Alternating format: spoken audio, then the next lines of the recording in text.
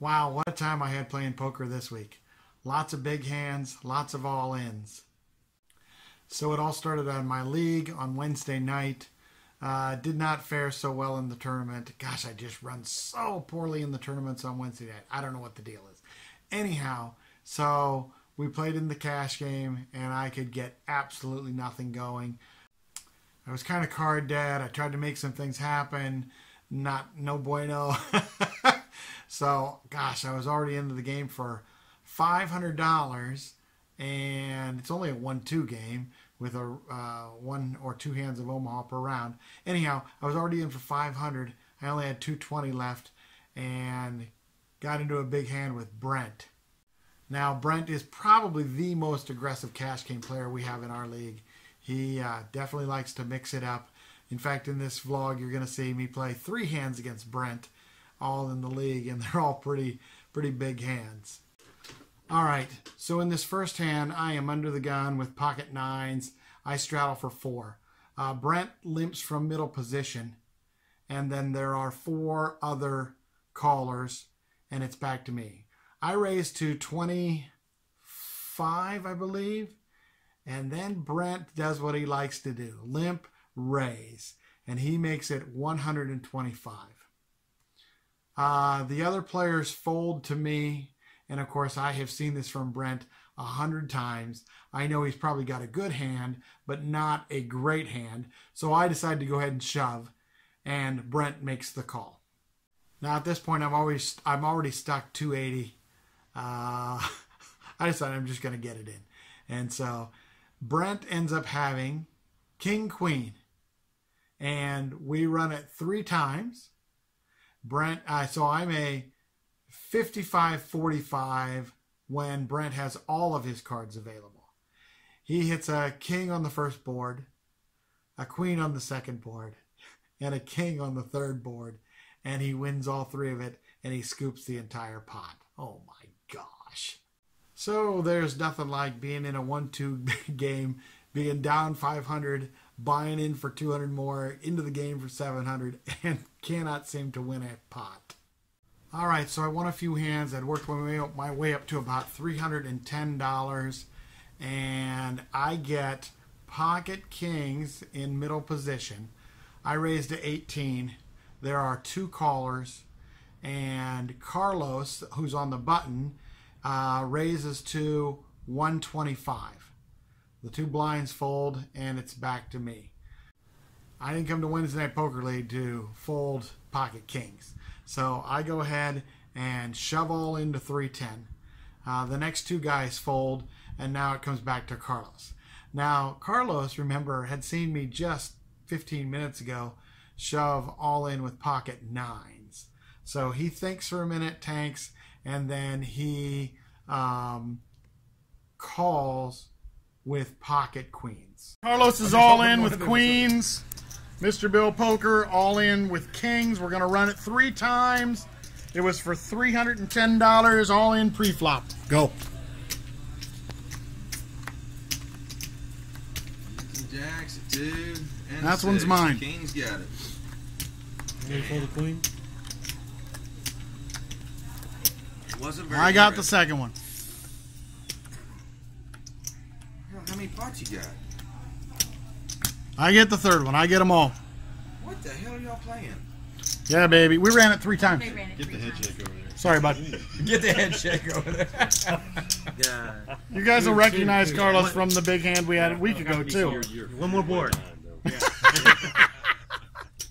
So now I'm about even, and I have about $700. I'm in the game for 7, and I get 6-8 of hearts on the button. Brent is under the gun, bets 15. 2 other callers. I call, and the 2 blinds fold. And the flop comes 6-6-3. Beautiful flop for me. They all check around to me. I want to get some value. I bet 20. Brent calls, and the others two fold. The turn is the, let's see, 8 of diamonds. Brent checks to me. I decide to go ahead and check behind. And the reason I'm doing this is because I think Brent would have bet that he had a big hand. So I'm hoping that he has a big diamond and he hits his diamond draw, and then I can get some value. So anyhow, the river is the jack of diamonds. Brent checks. I bet 25. He raises to 75. And then I just played horrible. Horrible. I checked behind with a full house. I did the exact plan that I wanted to. He hit his diamond. He raised me, and I didn't raise back. What the heck am I thinking? A horrible non-play. Now, Brent did say he wasn't going to call much because he ended up with the king of diamond flush. So he didn't have the nut flush. He didn't have a full house. So he said he wasn't going to bet much anyways. It's still a horrible play by me. How can you get exactly the flop that exactly the river card that you want, have your opponent do exactly what you want, and then not follow through? I may have won the pot, but it was a bad play. Alex is so lucky he just had aces against me. Wait, Just I looked at this card. and I lost with 6-9 of spades. You looked at that one, that's fine. You're right here. Okay, the last hand we'll do for Wednesday Night Poker League. The under the gun player makes at 10. I have pocket 10s and under the gun +1. I make the call. Another player calls. And then our buddy Brent makes it 65. The two blinds fold. The first limper folds. And it comes back to me. And of course, I know Brent. Brent loves to do this with ace-king. He absolutely loves to do it with ace-king. Ace-king, ace-queen. Of course, he could have a big hand, but more than likely, I told him. And so before I make the call, which I do make the call, I say, Brent, you know I know exactly what you have. And Brent says, yeah, you probably do. So the flop comes, 10 of hearts, 6 of hearts, 3 of hearts, and I check to Brent. And he shoves all in for 375. Wow. So my immediate reaction is, why would he shove if he has a really big hand? I've got a set of 10. So even if he has aces or kings, I'm good. He could have the ace of hearts or the king of hearts if he has ace king or aces or kings. So I immediately call. And he does have ace king. The board runs out clean for me. And I won a really big pot. So after being down $500 in the cash game on Wednesday Night Poker League, I actually ended up cashing out for a net profit of 605. So it's quite a turnaround and a pretty good night after it started off not so hot.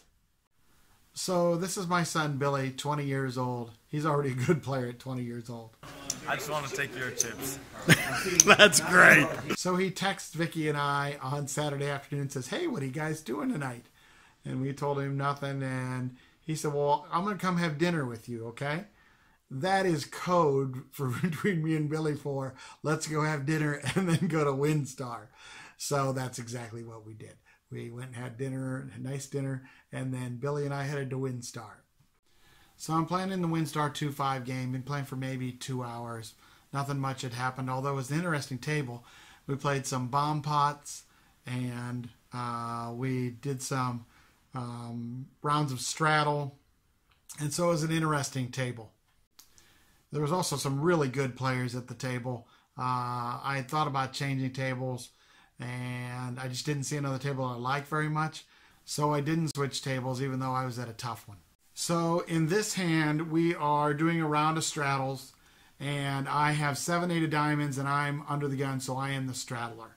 There's 4 limpers to me, and then I have a decision to make. So I have 7-8 of diamonds. Suited connectors play very well multiplayer. So the decision is, do I make a big raise here and try to win the $40, or do I want to see it multi-ways? I think you can make a case for either one. I'm not sure what GTO is here. I think probably my guess is 1/3 of the time you should make a big raise, and 2/3 of the time you should see the flop. So on this one, I decided to go ahead and see the flop. And the flop came 7 of spades, 8 of spades, 10 of hearts.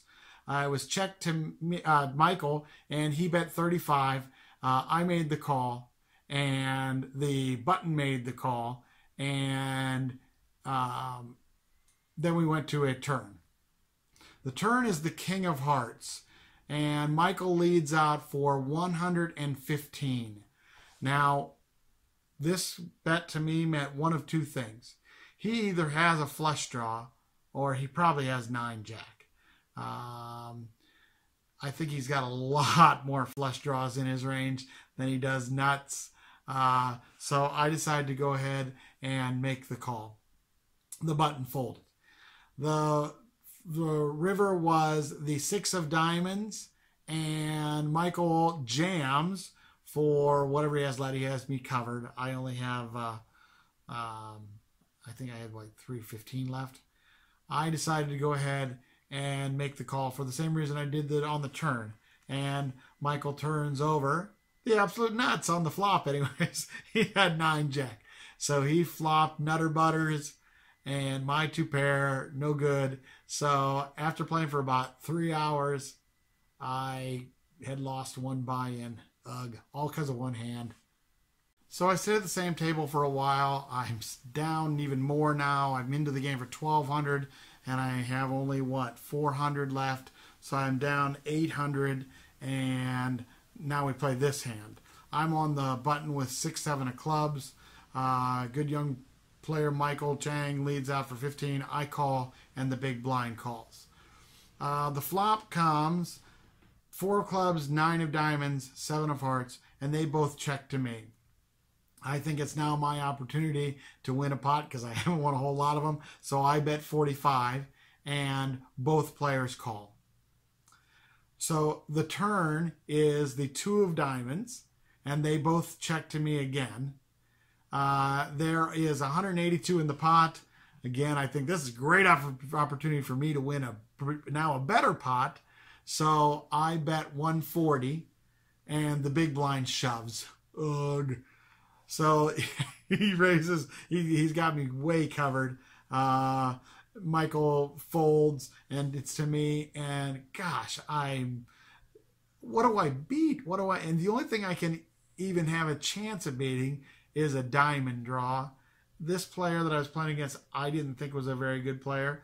I don't think he would do this unless he had 2-pair or better. He might have flopped a set. So I ended up making the fold. And so the bottom line is I got my hand caught in the cookie jar. No bueno. I just lost another couple hundred or more. So as you can tell from the first number of hands at WinStar, Saturday night, not so good. I was into the game for 1,500. I finally got it through my big thick head. Maybe I should change tables. So I did change tables. Into the game for 1,500. Have 500 in front of me.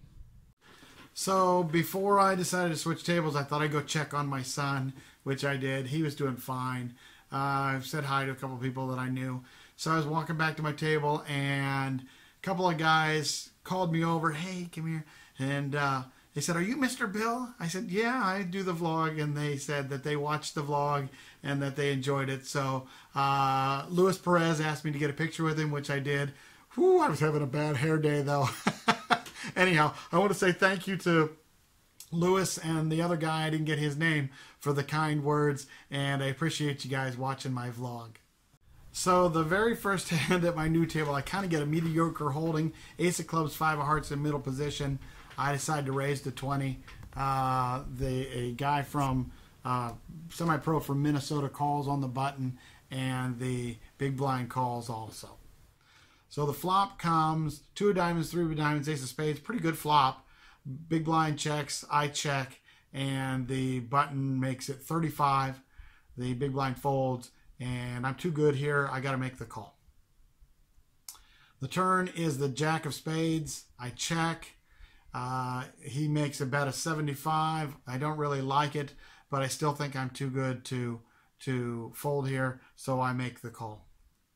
The river's the 9 hearts. It goes check, thankfully check, and he shows pocket 8s. So I take the pot, much, much, much better start to the next table than I had at the previous table. So in this next hand, I'm in the cutoff and I have pocket kings. A pretty tight player raises to 20. I decide let's try to win a big pot, and I smooth call for 20. And I think the button, and actually the button, the big small blind, and the big blind all call. So there's $100 in the pot to the flop. And the flop comes 4 clubs, 6 of diamonds, 7 of clubs. It's check to the tight player who bets 45. I decide again, I'm just going to make the call. And the other players, the button, the big small blind folded, big blind called. So the turn is the queen of spades. The big blind checked, and the tight player bet 100. And I now think, I think that this is enough. I think I'm going to raise him, hoping that he has ace queen or something like that. And so I raised to 350. The big blind folds and the tight player folds, and I win the pot. In retrospect, I don't think this is a very, very good play by me. That player is pretty darn tight. They could have easily had aces or queens, and I would have been stacked off. So really, when I make the raise there to 350, the only hands that are calling me are hands probably that beat me. I mean, I suppose that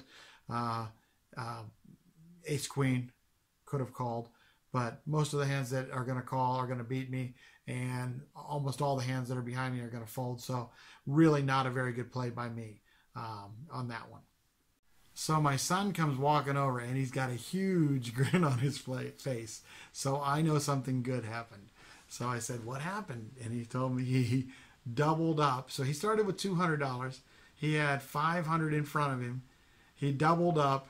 He ended up winning some more hands, and he ended up winning $975 on the night. And for a 20-year-old kid, that's a heck of a lot of money. So Billy was very, very happy. So it's about 2:30 in the morning. Again, I'm into the game for $1,500, and I worked my way all the way back up to $1,200. So I'm only 300 down. Compared to being 1,000 down, I was pretty happy. I only need to win one more good hand, and I will be close to even, right? So I get pocket aces on the button. An aggressive player makes it 15. Our semi-pro from Minnesota calls. I make it 50.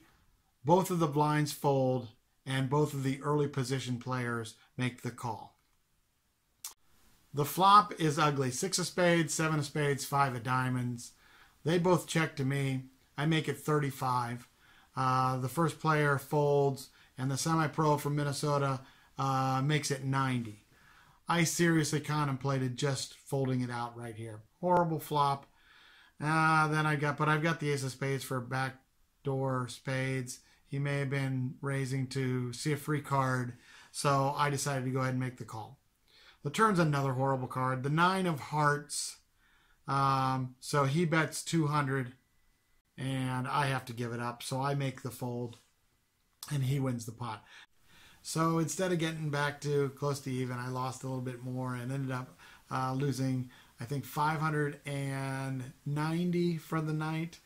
So between Wednesday Night Poker and WinStar, I won about $20 for the week. But I played some very, very interesting hands, and it was, of course, fun.